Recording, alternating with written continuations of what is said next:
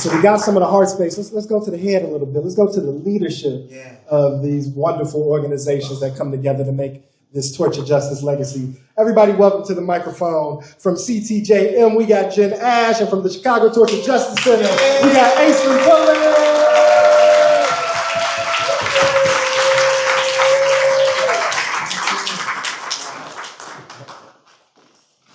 Hey everybody, my name is Jen Ash. I'm the executive director for the Chicago Torture Justice Memorials Foundation. Happy Reparations Day, Chicago.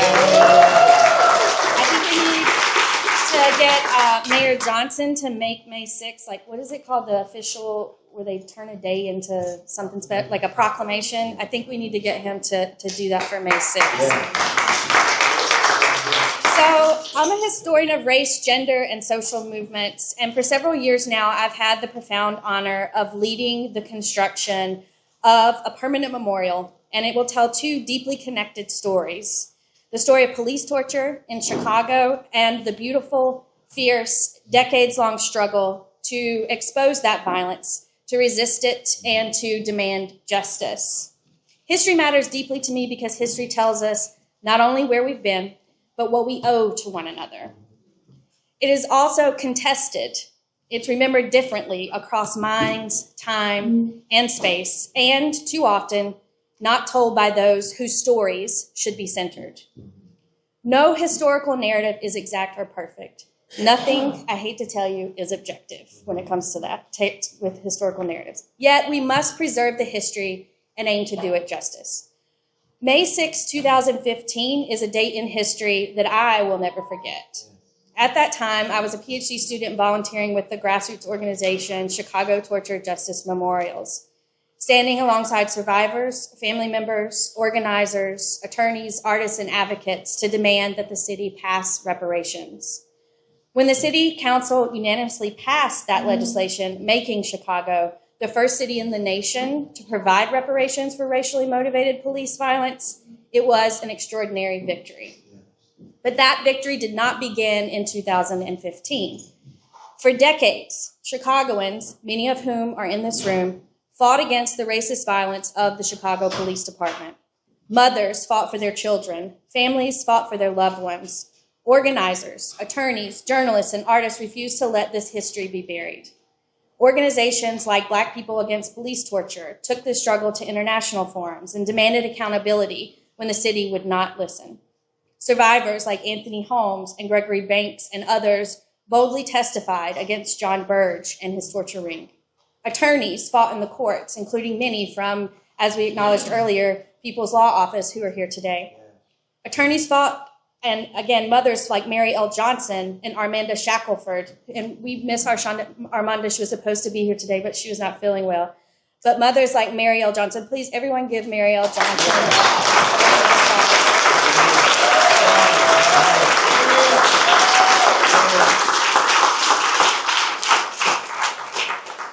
And Jeanette Plummer, who we just lost this week, and by the way, Johnny Plummer's case is in court this week.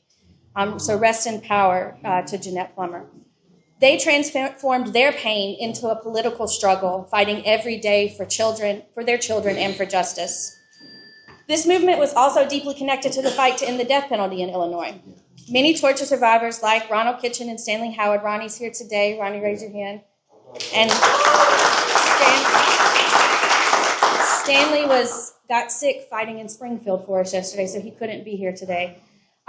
They sat on death row and were denied the opportunity to present evidence of torture in their own cases.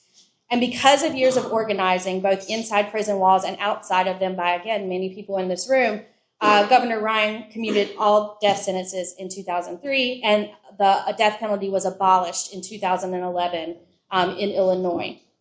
That same year, 2011, Chicago Torture Justice Memorials was founded as a cultural collective in response to calls for reparations. What began as a call for art quickly became a movement, a campaign, actually. That's probably the more appropriate word. I think it's more of a movement now than it was then. Alongside partners including Amnesty International USA, Project NIA, and We Charge Genocide, survivors and organizers built the campaign through rallies, teach-ins, public art, youth organizing, and international advocacy. That work led to the landmark reparations ordinance, which was originally drafted by Joey Mogul, who's here in the building. And that ordinance passed on May 6, 2015. So that legislation included a formal apology, financial compensation, free mental health services, free education for survivors and their families in city colleges, a curriculum in Chicago public schools, and the creation of a permanent public memorial. Since then, survivors have received compensation. Thousands of young people across Chicago now learn this history in their classrooms every year. The Chicago Torture Justice Center opened its doors in 2017 as the first center in the nation dedicated to healing from state violence. And many survivors have been freed from prison and received settlements for their cases. And after years of struggle in 2023, the city committed to fully funding the memorial, and in just a few weeks, we will break ground.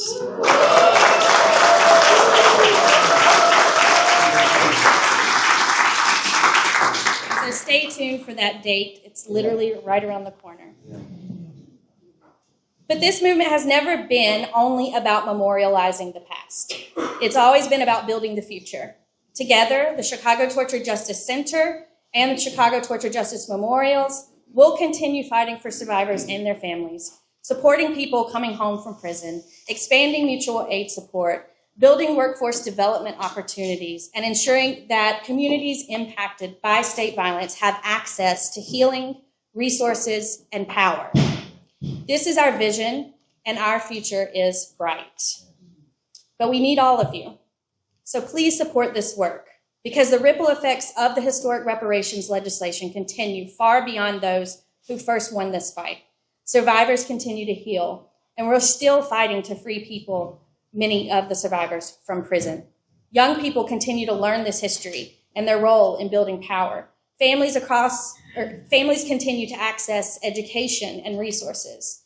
And the memorial will stand for generations as a site of truth, justice, public memory, and collective power. It will outlive every single person in this room. And